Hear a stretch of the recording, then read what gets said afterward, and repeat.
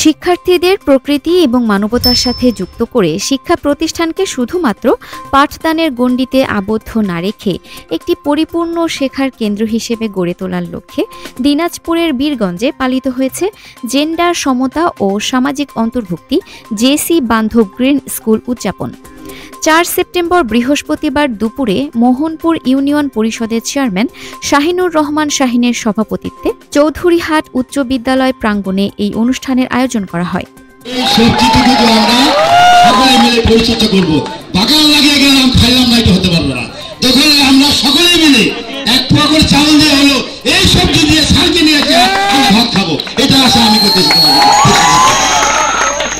World vision Bangladesh Birganj area প্রোগ্রামের সার্বিক সহযোগিতায় আয়োজিত এই অনুষ্ঠানে চৌধুরীহাট উচ্চ বিদ্যালয় ও আত্রাই বালিকা উচ্চ বিদ্যালয়ের শিক্ষার্থীরা অংশগ্রহণ করে।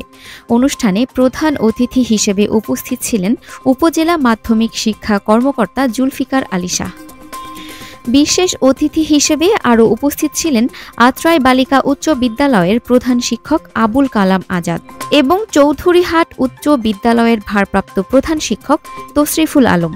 এছাড়া দুই বিদ্যালয়ের শিক্ষক শিক্ষার্থী সহ এলাকার গণ্যমান্য ব্যক্তিরা উপস্থিত ছিলেন। বক্তারা বলেন, এই বিশেষ কর্মসূচির আওতায় শিক্ষার্থীরা আগামী ৪৮ দিন দলবদ্ধভাবে বিদ্যালয়ে পরিবেশ বান্ধব বাগান পরিচালনা করবে। এর মাধ্যমে তারা হাতে কলমে শিক্ষা গ্রহণ করে নিজেদের জীবনে সেই জ্ঞান প্রয়োগ করতে পারবে। এই ধরনের শিক্ষা শিক্ষার্থীদের সমাজ পরিবর্তন এবং টেকসই উন্নয়নে গুরুত্বপূর্ণ ভূমিকা রাখতে সাহায্য করবে। বক্তারা আরও বলেন যে জেসি বান্ধব গ্রিন স্কুল শিক্ষার্থীদের পরিবেশ বান্ধব সবুজায়ন অনুশীলনের মাধ্যমে সুস্থ ও সুন্দর জীবনযাপনে উদ্বুদ্ধ করবে।